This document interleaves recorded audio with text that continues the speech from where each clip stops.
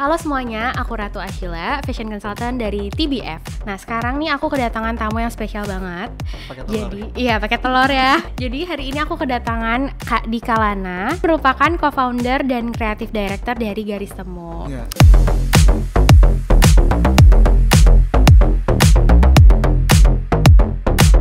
Jadi aku mau bacain dulu awalnya nih dari breaking news. Jadi, riset oleh Smart Insights menunjukkan bahwa per Oktober 2021, 57,6% populasi global atau 4,55 miliar manusia itu menggunakan media sosial.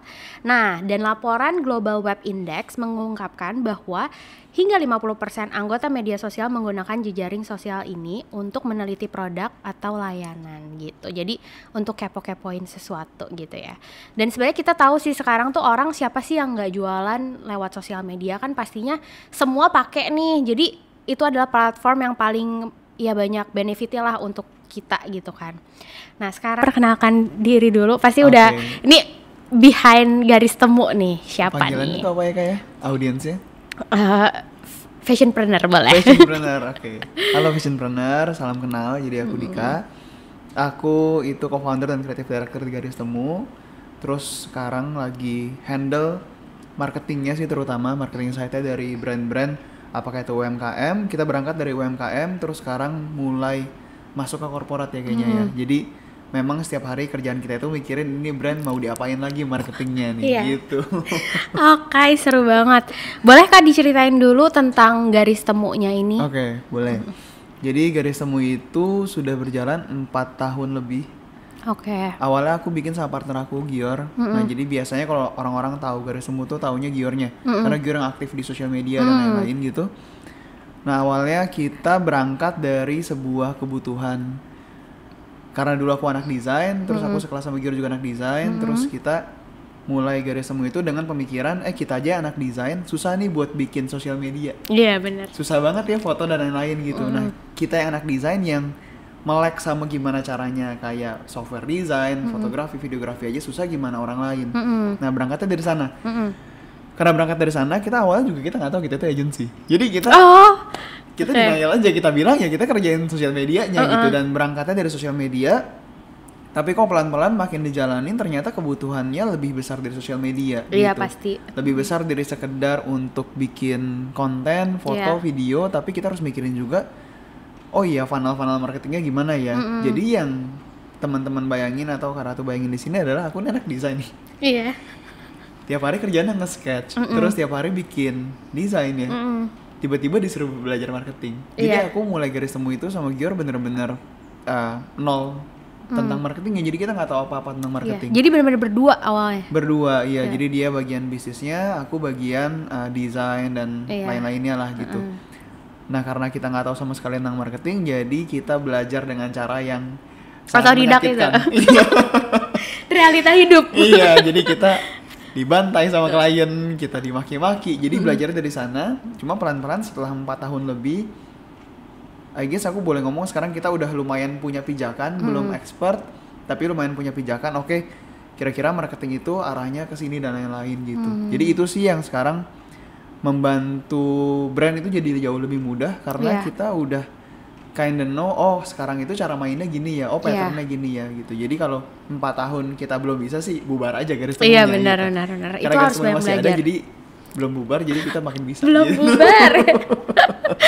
Oke. Nah, aku tuh tadi juga nangkep kan ada yang kayak oh berarti flow-nya kayak gini nih gitu. Nah, aku tuh pengen tahu sih kalau di dunia fashion kan sebenarnya ada yang namanya trend forecast kan. Nah, kalau di sosial media nih di segi berarti strategi marketing sosmednya apakah ada juga atau gimana Kak Dika? Oke. Jadi dari awal sampai sekarang kita nggak ngeliatin trennya gimana sih sebenarnya. Jadi kita nggak pernah peduliin juga sebenarnya tren itu lagi apa sih Kak. Jadi yang kita lihat itu apakah algoritmanya mensupport yang seperti apa, itu satu. Karena kan itu akan keluar jadi bentuk konten yang disediakan di sosial media.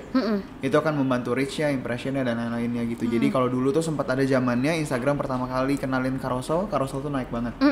Sempet banget kan banyak orang-orang yang bikin kayak mini blog di Instagram. Nah itu karena fiturnya memang baru. Sekarang pasti tahu Reels lah ya, gara-gara TikTok. Nah itu juga membantu untuk reach dan impression dan awareness dan segala macamnya gitu. Jadi pertama kita lihat algoritmanya, kedua justru kita malah balik lagi ke esensi dari marketing itu sendiri gitu, karena kalau kita ngomongin tren kan nggak ada habisnya ya. Iya betul. Dan kita gimana caranya juga nge-forecast tren di F&B, tren di fashion, tren di misalnya industri-industri yang lain gitu, karena susah banget buat kita kesananya gitu. Jadi kita ngelihat oh sebenarnya kalau ngomongin marketing kan kita ngomong sama orang ya. Iya benar. Gitu, jadi ya kita langsung balik ke fundamentalnya marketing aja. Oke, kalau kayak begini berarti kita harus mainnya seperti apa untuk menyentuh audiens ataupun customernya gitu. Jadi kita nggak pernah pusingin trennya, tapi kita cari supporting aspek yang bisa membantu kita untuk jalanin bisnisnya atau jalanin marketingnya gitu. Jadi yang kita lihat tuh bukan tren industrinya, tapi KOL lagi ada siapa yang hype. Iya. Apakah KOL ini personanya cocok dengan brandnya? Gitu. Jadi terus misalnya kalau ngomongin desain, sekarang desain yang lagi diterima sama audiens yang seperti ini tuh yang seperti apa. Jadi bukan tren besar, tapi malah kita lihat mikronya disesuaikan dengan brand dan audiensnya gitu sih. Jadi sebenarnya tiap brand pun pasti beda-beda ya Kak? Beda-beda betul, karena kalau kita bikin deck, step pertama kita adalah defining siapa yang akan mengkonsumsi kontennya, defining siapa yang pakai brandnya, siapa yang jadi potensial audiensnya juga gitu. Nah karena irisan-irisannya terlalu banyak, jadi kan kita pasti muncul dengan target market utamanya adalah si A gitu. Misalnya siapa, ibu lah, moms gitu.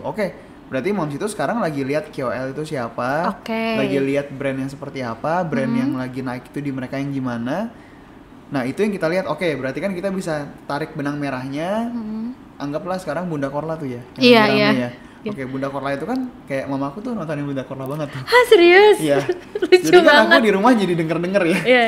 Denger jadi tahu ternyata yang lagi dikonsumsi oleh moms itu KOL yang seperti ini, dengan turunan estetikanya yang seperti ini, cara mainnya seperti ini. Nah itu kita tarik jadi salah satu persona yang kita angkat kalau misalnya kita dapat brand dengan target market moms, dengan demografi seperti mamaku misalnya gitu sih. Seru banget Kak Dika. Sampai Bunda Korla juga ada loh di GT. Iya. Aku perhatiin juga. Kemarin baru konser. Mau nggak mau ya? Iya kemarin baru konser tuh. Aduh. Nah aku pengen tanya juga nih Kak Dika. Gimana sih caranya membuat marketing yang menarik, apalagi untuk bisnis fashion lah, let's say gitu. Jadi kalau marketing yang menarik itu, aku selalu bagi jadi dua pokoknya elemen marketing sebenarnya. Jadi ada kreatif sama distribusi. Kalau kita get back dulu ke belakang, sebenarnya kan perannya marketing itu mendatangkan mata ke bisnisnya. Iya betul. Ya kan? Kalau udah datengin matanya, udah di depan pintunya, masalah masuk ataupun nggak masuknya ntar balik lagi apakah dia target marketnya ataukah salesnya jago atau enggak. Iya. Jadi beli atau enggak. Tapi kan tugas utamanya adalah untuk bikin matanya nengok dulu. Iya, ngelihat gitu dulu kan? lah ngelihat gitu dulu, ya. Gitu. Nah berarti kalau kayak gitu berarti kan butuh ada aset atau butuh ada barang mentahnya. Barang mentahnya itu apakah produknya yang bagus banget, satu. Apakah misalnya strategi marketingnya aneh banget, sampai orang ngelihat ini apaan sih? Jadi viral gitu Jadi maksudnya. viral, betul. Atau misalnya aset-aset kreatifnya dibuat sedemikian rupa sampai bentuknya itu sangat menarik untuk target marketnya. Nah itu kan aspek dari kreatifnya, aspek dari aset yang dibuat. Nah tapi aspek yang dibuat itu nggak akan bisa naik kalau nggak ada distribusinya. Nah jadi kalau misalnya udah bikin, contoh lah ya, misalnya karena tuh bikin coffee shop atau bikin brand fashion lah ya, brandnya itu bagus banget, bajunya termasuk sesuatu yang kayak apa ya, lagi tren sekarang gitu, lagi happening, tapi belum happening di Indonesia, misalnya di luar lagi happening gitu kan, kalau fashion gitu ya, di luar ada opsi Indonesia kan. Betul. Nah udah kayak gitu tapi Karatu nggak ngapa-ngapain, jadi cuma di gerainya sendiri aja, nggak ngelakuin apapun, nggak pakai distribusi apapun, jadinya semua hal yang menarik yang udah disiapin ini jadi nggak ada yang lihat gitu, jadinya kayak pameran tapi di rumah sendiri. Nah, kayak siapa yang mau datang gitu, kalau lu nggak ngundang betul, gitu ya. Dan siapa yang akan tahu juga kan sebenarnya. Makanya si kreatif site-nya ini butuh dibantu oleh distribusinya. Jadi menarik itu tentang gimana kita mainin kreatifnya dengan distribusi yang tepat. Gitu, apakah KOL yang dipilih tepat, apakah ads-nya dengan aset yang tepat, apakah misalnya placement tempatnya tepat gitu. Jadi itu yang diperhatiin juga gitu. Oke. Nah aku penasaran juga Kak Dika, kan aku juga tahu lah beberapa kliennya Kak Dika ya, GT gitu. Nah kadang dapat ide-ide nyeleneh untuk si marketing itu tuh dari mana sih Kak Dika? Kalau boleh diceritain ya tentang klien, karena aku ada tahu satu kliennya yang emang sukses banget. Terus kayak menurut aku juga itu kan marketingnya dapat dari GT dong. Maksudnya kayak kok bisa sih dapat ide nyeleneh itu? Tapi emang butuh gitu loh maksudnya. Itu dari mana sih Kak Dika biasanya? Jadi kemarin tuh aku baru discuss sama teman-teman di Garis Semu, anak-anak kreatifnya. Belum lama aku discuss kalau kita tarik benang merahnya si Garis Semu, sebenarnya apa sih brandingnya kita atau apa sih USP-nya kita kalau ngomongin brand gitu. Nah kita agree kalau oke, kita itu selalu go with experimental direction, apapun itu gitu. Nah tapi eksperimental ini kan bicara tentang bagaimana kita bereksperimen di ranah brandnya yang masih different yet acceptable juga buat audiens ya gitu. Kan nggak bisa juga kita bikin sesuatu yang aneh banget sampai orang tuh kayak nggak mau lihat bahkan gitu. Jadi kita harus bikin sesuatu yang aneh tapi orang masih mau konsumsi. Nah berangkatnya dari aneh berarti kan aneh dan mau dikonsumsi. Betul. Nah untuk generate ide-ide yang aneh dan mau dikonsumsi, biasanya yang kita lakukan di Garis Semu adalah kita mencari dot-dot yang kira-kira relatable sama ide-ide yang kita butuhkan. Jadi yang kita cari itu lebih ke outputnya kita mau ngapain. Misalnya kita mau bikin rame di mana? Di sini. Siapa yang rame? Orang-orangnya kayak gini. Yang mereka konsumsi apa tadi kan, balik lagi. Terus kita cari, kalau misalnya produk ini anggaplah fashion untuk cowok misalnya. Fashion untuk cowok yang suka sport, ide paling ekstrim yang gimana yang bisa kita tarik gitu. Nah, jadi kalau kita tarik jauh dulu, nah terus tinggal kita pecah idenya, terus kita gabungin. Jadi cara kita untuk generate ide itu, kalau aku punya frameworknya ada 3B. Bending, blending, sama breaking. Jadi kita sama-sama agree kalau there is nothing new under the sun. Semuanya udah ada. Gitu. Betul. Nah tugasnya aku pertama adalah mencari hal-hal yang potensial untuk dijadikan satu. Jadi ada blending, bending, dan breaking. Bisa jadi satu ide ini aku pecah nih. Di mind map lagi gitu ya. Betul. Nah setelah aku pecah elemen-elemennya, aku lihat per poin-poin ini apakah ada yang idenya bisa aku belokin jadi brand yang kita lagi kerjain. Apakah ada idenya yang bisa, yang akhirnya aku gabung-gabungin sama ide besar lain yang aku pecah gitu. Nah jadi cara generate idenya tuh kayak gitu. Jadi kita nggak tidur terus bangun tiba-tiba dapat ide, nggak gitu. Nggak. Jadi brainstorming juga cukup lama. Betul. Berarti ya itu. Betul. Jadi brainstormingnya itu bukannya lagi on the spot terus kita ngumpul kayak mau ngapain nih, nggak kayak gitu. Tapi masing-masing udah dihimbau untuk bawa ide-ide besar. Nah baru nanti tugasnya aku di grup itu kita pecah ini, pecah. Ini bisa. Jadi satu ide gitu. Gitu. Jadi emang nggak mudah guys. Itu tuh ada step by stepnya ya Kak Dika. Betul. Seru banget.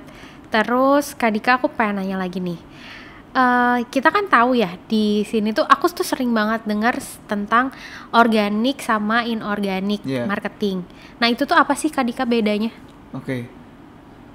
Kalau organic marketing itu kan sesuatu yang terjadi dengan begitu aja, gitu, kayak nggak tahu dari mana story-nya. Kalau diurutin juga itu semuanya biasanya kebetulan, betul. Gitu, dan terjadinya pun nggak sengaja biasanya gitu ya? Nggak sengaja, eksponensial yang terjadi karena dukungan-dukungan dari hal-hal yang tidak di stage. Itu kan organic marketing tuh. Jadi misalnya kita bikin produk, ternyata produknya bagus, ada influencer lihat, influencer ini nggak dibayar, nggak diapain, tiba-tiba review, boom gitu. Nah itu kan lebih masuk ke organik. Nah tapi kalau inorganic marketing itu gimana caranya kita bikin orkestranya, kita bikin marketingnya itu kayak lagi di stage, tapi gamenya adalah gimana caranya yang di stage itu nggak kelihatan di stage banget. Itu kalau inorganik. Atau kalaupun ekstrim dari inorganik adalah paid marketing.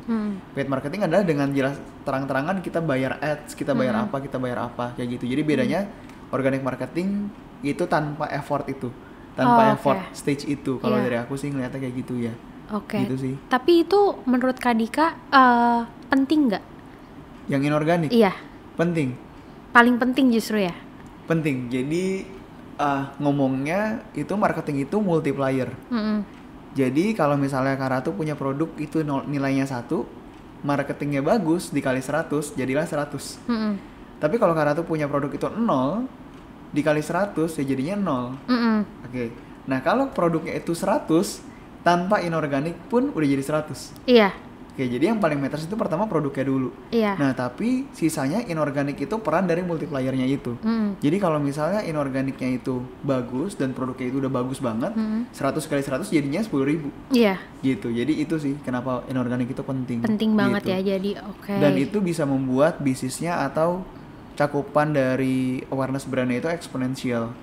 Karena kalau enggak kan kita jadi kayak berdoa sama Tuhan aja. Iya, gitu. benar. Oke, hari ini kayaknya Tuhan lagi baik. Terus Iya. tiba-tiba kita boom gitu. Tapi kan nggak tahu kapan kalau kayak gitu kan. Jadi inorganik itu membantu untuk kita bisa mengenerate itu semua sih sebenarnya. Oke. Gitu. Tapi pernah nggak Kak Dika ketemu kayak salah satu kliennya GT gitu, misalkan udah oke nih mau pakai strategi marketing yang ini, misalkan si inorganik itu, tapi tiba-tiba nggak work gitu, kayak aduh nggak bisa nih ternyata Pernah flop dong. gitu. Terus Pernah itu dong. gimana cara handle-nya? Kan kita agak punya history yang panjang ya. Iya. Tapi pasti Cara- jadi pembelajaran Cara ya. handle-nya ya pasti jadi pembelajaran. Buat kita jadi pembelajaran, Iya. buat brandnya akan jadi evaluasi pastinya. Iya, betul. Evaluasi itu kita lihat lagi dari strategi marketingnya ini missing bridge-nya di mana? Apakah pemilihan KOL kita yang kurang tepat? Iya. Ataukah kita dari awal salah untuk mendefine target audiensnya? Atau dari awal kita salah untuk pakai strategi marketingnya? Oh, strategi marketingnya kurang menarik, kurang beda gitu misalnya. Jadi itu yang terjadi sih. Jadi kita pasti dengan sangat berlapang dada kita akan bilang sama brandnya, oke kita evaluasi. Iya. Karena sebelum proses itu semua terjadi, kan pasti kita akan meeting sama brandnya, kita akan Iya. brainstorming, dan kita nggak mungkin jalan sebelum brandnya approve. Iya, betul. Gitu. Jadi kalaupun itu semua terjadi, itu bentuknya udah jadi kerjasama antara kita dengan Iya. brand kan sebenarnya. Dan kita selalu ngambil sisinya adalah di garis temu kita itu nggak pernah buat jadi kaki tangannya kalian, Iya. tapi jadiin kita partner kalian. Iya, jadi Means- bekerja sama-sama gitu betul, ya. means kalau kita ada ide dan itu jelek, kalian nggak apa-apa bilang jelek. Iya. Tapi kalau kita ada ide dan kita butuh bantuan, Ya bantuin gitu, gitu, karena ya. kita nggak bisa juga. Toh at the end ini kan brand kalian dan yang tahu DNA-nya bener-bener itu kan kalian, Oh, iya, gitu. Yang betul. tahu direction-nya bener-bener itu kan di kepala foundernya Iya. misalnya. Iya. Jadi itu yang kita lakukan sih sebenarnya. Oke. Nah, terus Kak Dika, aku pengen nanya, ini pasti ditanyain banget nih sama fashionpreneur. Oke. Gitu. Jadi sebenarnya pada ujungnya pasti apa sih Kak Dika sebenarnya konten yang bagus tuh dari segi marketing tuh sebenarnya apa sih untuk nge-generate si sales ini gitu? Untuk generate sales Iya. ya. Oke. Karena kan pasti gini, fashionpreneur bikin produk bagus nih, pasti ujung-ujungnya untuk dijual kan. Iya. Nah, gimana sih itu? Konten apa sih sebenarnya yang bagus? Oke. Kalau kayak gitu tuh aku pasti bisa baliknya ke funnel marketing dulu. Jadi kalau ngomongin funnel marketing kan selalu semuanya mulai dari awareness. Jadi orang tahu dulu. Iya. Berarti dari orang tahu berarti kita harus bikin konten yang membuat orang tahu. Iya. Itu satu. Nah, kedua, dari tahu dia jadi consider kan. Dia jadi mulai menimbang-nimbang apakah dia suka. Satu, apakah ini waktu yang tepat buat beli misalnya. Iya, Dua. betul. Ataukah ada promo. Betul. Nah, promo itu yang membuat dari consideration jadi conversion. Nah, pun dari consideration jadi conversion bisa jadi ada perannya social proof. Jadi banyak banget teman-temannya yang bilang bagus misalnya. Iya. Nah, tiba-tiba dia dari kayak pengen beli aja lah. Kan Iya. banyak yang bilang bagus gitu. Iya. Nah, jadinya dari awareness, consideration dan conversion itu kan ada jembatan-jembatannya tuh, Kak. Nah, yang harus disiapkan nggak bisa cuma satu tipe konten. Tapi banyak tipe konten. Gimana caranya konten itu membuat orang tahu dan share konten itu. Jadi kan kontennya kan tersebar di mana-mana Iya, dong. Nah, itu betul. kan bentuk dari awareness. Nah, kedua, kalau ngomongin consideration, gimana caranya kita itu bisa showcase bagusnya produk kita. Gitu kayak, produk kita tuh sebenarnya pas buat si ini loh. Jadi kita framing gimana produk kita itu bisa dikonsider oleh orang gitu untuk dibeli. Nah, yang terakhir conversion itu ngomongin promo. Jadi waktu di akhir bulan, di awal Iya. bulan orang lagi gajian baru gitu. Nah, kita bikin promo lah, kita bikin Iya. apalah gitu. Gimana supaya orang beli itu ya? Iya, intinya orang-orang yang sudah di dalam brand kita yang udah jadi followers, let's say, kan orang-orang yang sebenarnya sudah tertarik sama brand kita kan. Iya, betul. Tapi gimana caranya buat bikin mereka Beli. itu beli? Karena Iya. kan yang bikin brand fashion bukan cuma kita doang. Ya. Iya, benar. Terus Kak Dika, kalau misalkan di antara tadi tuh kan ada beberapa step by stepnya lah, Iya. dari mulai awareness dan lain Iya. sebagainya. Itu yang paling sulit apa sih menurut Kak Dika? Yang paling sulit itu awareness-nya menurut aku sih. Oke. Karena kan Di step awal berarti ya yang pertamanya susah. ya. Selalu sulitnya di sana. Sebenarnya kalaupun mau dibuat jalan gampangnya ya tinggal pakai KOL, tinggal pakai Dibuat influencers, viral gitu ya. tinggal pakai performance di ads, di lain-lain, itu kan mendatangkan awareness kan. Tapi selalu turun dari awareness, consideration, conversion itu soalnya percentage-nya tuh jauh banget Kak. Jadi aku pernah baca dari awareness itu turun ke consideration itu 10%. Jadi anggaplah kita pakai percentage-nya 100 orang ya. Jangan 100, 1000 orang. 1000 orang itu 10%-nya jadi consideration dari awareness. Jadi berapa tuh? 100 ya? 100 ya. 100. Nah, dari consideration jadi conversion itu percentage-nya 0,5 sampai 1%. Oh. Jadi cuma 5 sampai 1 orang yang akhirnya beli. Oh. Semurah itu conversion dari awareness, consideration, dan conversion di sosial media gitu. Jadi makanya gimana caranya kita awareness-nya tuh justru Gedein, diluasin dulu betul. gitu ya, supaya nge-grab si market yang cuman tadi berapa persen Betul. dikit banget itu. Betul. Oke, Dan menarik itu bisa ya. berubah persentasenya tergantung dari seberapa bagus produknya, gitu. Nah, gamenya adalah nggak pernah bisa selesai di conversion. Jadi kita selalu tetap harus lakukan awareness-nya terus, karena kan kita harus generate buyer baru kan sebenarnya. Iya, kan? benar. Gitu. Karena kalau ngandelin situ-situ aja kan nggak Habis, berkembang juga. iya. Iya, betul. Oke, terus, nah berarti konten apa nih Kak Dika yang sejauh ini tadi akhirnya dapat ke si conversion itu apa kira-kira? Oke. Kalau conversion tadi kan promo berarti ya. Iya.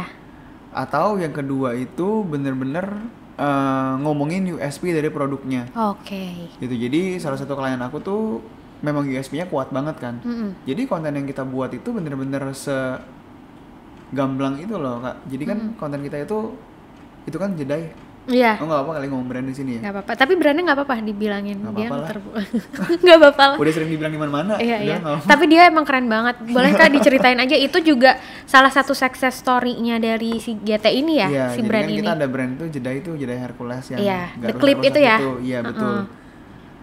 Pertama kali brand itu viral, jadi kita udah lakukan brand itu 3 bulan kayak. Kita jalanin 3 bulan, tapi kayak harus diapain ya ini brand ya? Kok gini-gini aja? Iya, harus gitu ya? diapain gitu. Nah, ini kayaknya masuk pembahasan selanjutnya jadi lebih menarik karena kita lakukannya di Instagram.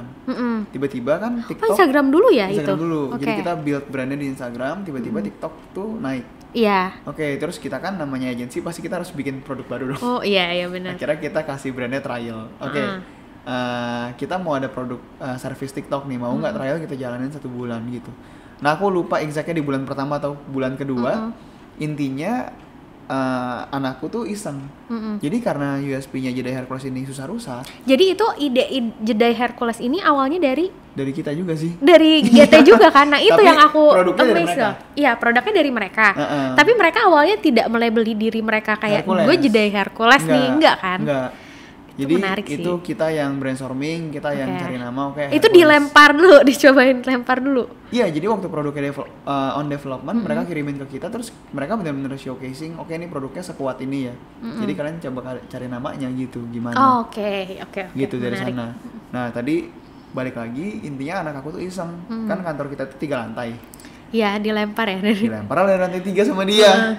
Udah, mana dilempar ke lantai 3 tuh ke trotoar, mana itu ada sampah, direkam segala macam kan, aku udah kayak, aduh ini ada sampah. Cuman akhirnya karena prinsipnya kita udah naik dulu aja, dinaikin lah kontennya. Ternyata boom. Iya. Aku lihat lagi konten yang itu dilempar dari itu kan, dari Iya. kayak dari balkon gitu Betul, kan. betul. Dari jendela. Iya, dari jendela dilempar terus tapi nggak rusak. Nggak gitu. rusak gitu. Oke. Nah dari situ boom, ya udah ripple effect-nya terus aja sampai sekarang gitu. Sampai sekarang sih. Jadi kalau ditanya conversion itu gimana, salah satunya itu kayak gitu, showcasing produknya. Kalau memang produknya punya USP yang sekuat itu. Nah tapi kalau fashion itu kan agak niche nih, susah. Iya, benar. Karena kan USP-nya nggak bisa yang kayak gitu banget biasanya gitu. Iya. Nah paling menurut aku ya cara paling gampangnya ya dari itu sih, awareness-nya yang dibesarin, KOL pakai, bikin produknya itu keren, sampai orang ngerasa kayak kalau nggak pakai produk ini kayak nggak jadi orang keren deh gitu. Iya, Mungkin iya. itu salah satu caranya kali ya. Oke. Seru banget Kak Dika. Oke, terus selanjutnya nih pertanyaan yang pengen aku tanyain ke Kak Dika adalah nih, kenapa kita harus pilih GT? Kenapa? Apa sih nggak harus kita pilih GT sih? Kayak intinya adalah apa kelebihannya garis temu nih yang Kak Dika internal rasain gitu. Jadi kalau misalnya ditanya kelebihannya, dari aku sih bisa ceritanya kita itu bukan akademisi. Anak-anak di garis temu itu nggak ada yang akademisi. Kita semua itu praktisioner. Jadi yang kita lakukan adalah kita salah dan benar berulang kali sampai kita ketemuin formulanya kurang lebih gitu. Pattern dan formulanya seperti apa gitu. Nah jadi kalau misalnya fashion planner di sini punya brand, anggaplah yang percaya sama approach eksperimental, yang rela brandnya kita apa-apain dan gak cerewet, yang mau kerja bareng kita, mungkin kita partner yang tepat gitu. Tapi kalau teman-teman fashion planner di sini punya brand yang kaliannya itu sangat idealis, sangat perfeksionis, itu jadi susah. Karena kita itu seugal-ugalan itu. Iya benar-benar. Namanya juga anak kreatif ya. Jadi itu. Oke. Kak Dika, tapi aku penasaran juga sih, intinya kenapa sih kok sekarang tuh aku lihat juga kan banyak banget sosial media agensi di luar sana. Nah berarti kan kalau let's say gini, kalau banyak kompetitor berarti sebenarnya dibutuhin banget. Betul. Nih. Karena kan banyak yang nyari juga kan. Nah, kenapa sih kok penting gitu? Sosial media agensi terutama. Sosial media agensi. Oke. Banyak pasti aku yakin banget pasti banyak banget yang nyepelein gitu loh. Karena kayak ya udah sih Allah tinggal dibikin konten aja misalkan gitu. Ya udah sih Allah tinggal desain aja atau apa lain sebagainya. Tapi kan di luar sana banyak sosial media agensi. Lah berarti dibutuhin dong gitu. Betul. Jadi nah kan itu kenapa? Ada demand ada supply gitu kan. Kayak kalau aku ngomong dari sisi bisnis side-nya, sosial media agency itu jauh lebih ekonomis kalau kalian dibanding kalian build tim sendiri. Karena kita itu tugasnya aku dan partnerku untuk grooming anak-anaknya, untuk ngerti sosial media, untuk kita yang up to date sama tren juga gitu. Jadi kalau kalian nggak punya kuota untuk grow atau nge-groom tim kalian, social media agency jadi pilihan yang tepat gitu. Kedua, kalau misalnya kalian butuh infuse ide baru, social media agency jadi pilihan yang tepat juga. Karena kan kita punya exposure yang berbeda dengan kalian. Jadi yang kita bisa berikan itu kan kolektif dari semua klien yang udah kita pernah jalanin. Iya benar. Gitu. Jadi kita punya perspektif yang bukannya lebih kaya tapi bisa fresh buat kalian mungkin gitu. Nah terus yang lainnya adalah kalau misalnya kalian punya tim sendiri, tapi timnya itu kecil untuk handle brandnya dan butuh tangan tambahan, nah itu pakai social media agency gitu. Nah tapi yang menurut aku susah banget worksnya adalah kalau brand kalian itu pace-nya cepat banget. Jadi pace-nya kayak tak cepet banget. Nah menurut aku itu mendingan in-house. Punya in-house. Iya karena nggak mungkin social media agency bisa untuk cater kebutuhan itu. Karena kan kita ini namanya juga agency ya, handle-nya banyak klien. Jadi bukannya kita nggak mau, bukan yang benar-benar dedicate gitu ya setiap memang, hari di sini betul, gitu. Tapi memang kita nggak bisa dedicate waktu kita sebegitunya. Meskipun sudah ada plan-nya, tapi kan kadang-kadang namanya brand ada aja ya yang kayak butuh sekarang. Nah itu yang jadinya sulit gitu. Oke. Nah terus tapi berarti gini Kak Dika, berarti sebuah brand yang udah mempercayakan ke GT berarti memang mereka willing untuk paid segitu ya, maksudnya untuk iya kan, padahal kan misalkan mereka pasti udah punya budgetingnya masing-masing gitu. Tapi sekarang kira-kira di garis temu nih berapa lama rata-rata klien itu kayak stay untuk di garis temu? Yang paling lama berapa lama gitu? Ini cerita lucunya, kita itu awal-awal nggak pernah sukses untuk retain klien.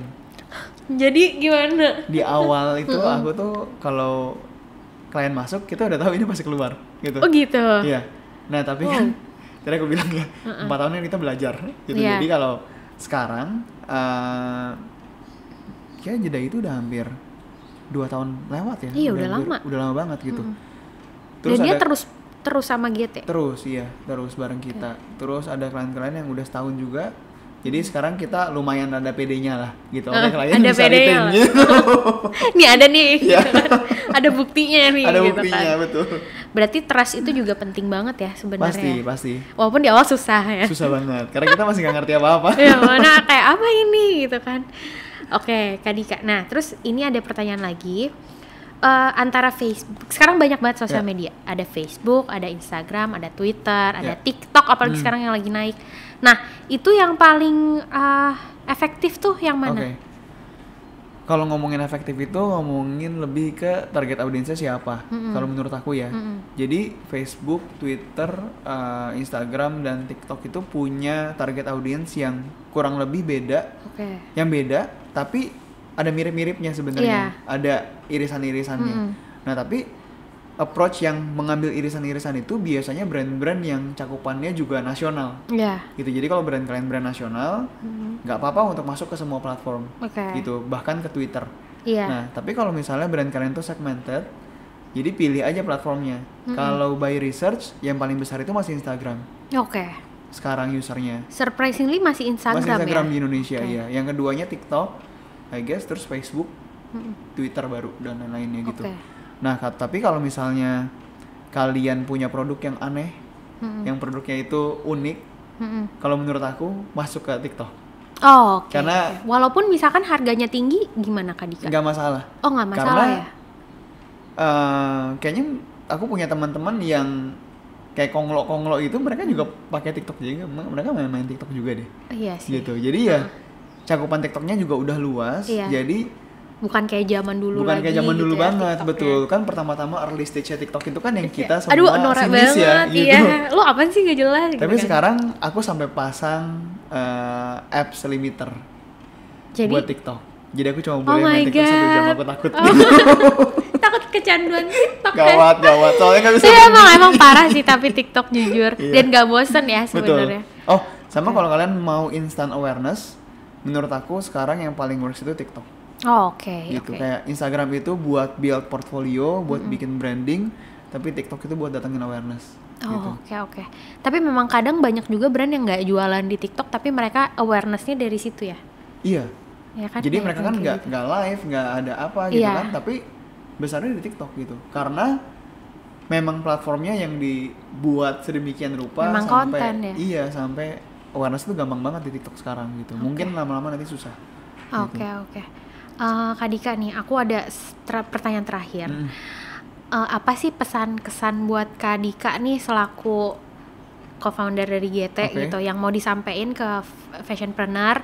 Kira-kira gimana nih, kan pasti mereka adalah ngerasa, aduh nggak works nih jualan di sosmed gitu, kayak kok gue juga udah bikin konten apa segala tapi nggak bisa ya. Iya, kayak nggak jualan-jualan, ngerasanya banyak banget soalnya yang pasti nanya kayak gitu. Nah, apa nih kira-kira? Nah, menurut aku sekarang itu kita mendefinisikan bisnis agak meleset. Gitu, kayak ngomongnya kalau bikin bisnis yang dibikin pertama sosmednya. Ya kan? Tapi betul. Menurut aku nggak cuma sosmednya. Karena kalau aku balik ke klien-klien aku, itu sebenarnya mereka yang jalan adalah mereka yang punya pilar-pilar yang kuat untuk bisnisnya. Jadi produknya kuat, distribusi dari produknya kuat, tim internalnya kuat. Kalau misalnya ini ada gudangnya, tim warehouse-nya juga kuat bahkan gitu. Dan jangan lupa e-commerce-nya juga kuat. Gitu. Nah, karena pilar yang dibangun itu banyak, memang sih ada beberapa brand yang akhirnya proven besar di sosmed. Dan mulai dari sosmed itu bisa. Tapi kalau besar di sosmed tapi pilar yang ininya nggak kuat, ya akhirnya brandnya crumbling juga. Gitu. Jadi menurut aku jangan salah mendefinisikan brand itu cuma sosmed atau bisnis itu cuma sosmed, karena yang dibangun itu banyak banget gitu. Dan awareness itu nggak cuma dari sosmed, bisa masuk dari e-commerce, dari mana gitu. Karena kan kayaknya kalau aku tanya, Kara tuh tahu ini nggak sih, elektronik Bardi? Iya tahu. Tahu kan? Follow sosmednya nggak? Enggak. Iya kan? Jadi nggak semuanya dari sosmed. Iya benar gitu. sih. Jadi banyak banget yang harus dipikirin dan gak harus dari sosmed doang. Gitu. Jadi itu kali ya pesan aku ya. Sama jangan salah mendefinisikan target market, itu yang paling penting. Iya sih, itu tapi pasti sulit kan? Iya, itu sulit banget, tapi itu yang paling penting. Kenapa? Karena banyak orang, kalau aku tanya nih brand dulu gitu, target marketnya siapa, terus dia sebut semua yang kepikiran di kepalanya aja gitu. Padahal target marketnya cuma sekecil ini. Iya, padahal gitu. kadang yang sekecil ini aja bisa jadi peluang besar buat dia ya. Betul, justru harusnya masuk ke niche-nya, masuk ke komunitas yang kecil dulu, biar komunitas yang kecil itu loyal dulu, nanti mereka akan nyebarin brand kita. Iya, malah itu lebih works ya biasanya ya. Itu yang lebih panjang mainnya. Oke. Tapi pernah berarti ketemu brand yang produknya jelek? Pernah. Oh pernah ya, pasti pernah ya. Berarti emang dikuatin produknya dulu ya. Berarti emang yang paling penting produknya dulu ya harusnya ya, sama pilar-pilar yang tadi gitu. Iya. Produknya jelek itu bukan karena produknya jelek menurut aku sih sebenarnya, karena kadang-kadang jelek itu didefinisikan dengan USP-nya juga nggak kena kuat. gitu ya. Iya, USP-nya nggak kuat, mau ngomong ke A tapi produknya dibikin untuk B. Gitu. Jadi nggak kena marketnya. Kadang-kadang barangnya mah bagus, barangnya tuh bagus, cuma direction dari ownernya maunya ke sana, padahal yang nerima produknya tuh di sini gitu. Jadi nggak tepat sasaran ya? Nggak tepat sasaran gitu. Itu yang jadinya sulit untuk tim marketingnya, sulit untuk tim brandingnya juga, karena jadi kita kasih Indomie tapi orang mau makannya nasi goreng. Iya beda, beda. Orang udah nggak masuk gitu. Tapi sama-sama enak gitu, cuma simply nggak tepat aja gitu sih. Oke, Kak Dika, thank you so much. Ini ada quick question, nggak usah pakai mikir ya. Ini rapid question gitu ya. Ini pertanyaan cepet aja. Jadi pilih antara 2 pilihan ya, Kak Dika. Aku takutnya gini-gini. Oh my god. Takut salah. Oke. Instastory atau Instareels? Story. Oke. Post konten malam atau post konten pagi? Malam. Spend more on ads or spend more on influencer? Ini susah.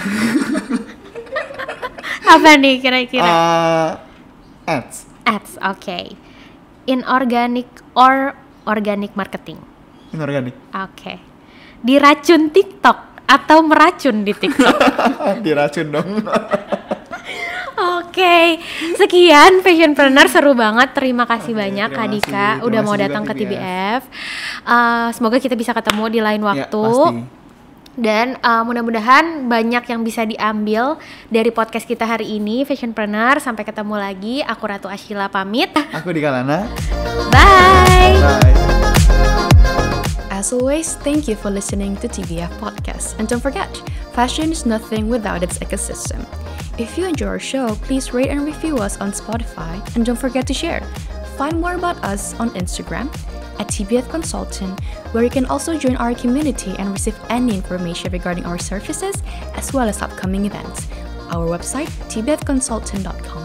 You can also tell us on what do you want to hear on our next episode. This podcast was created by TBF Consultant and is a product of the Bespoke Fashion Consultant.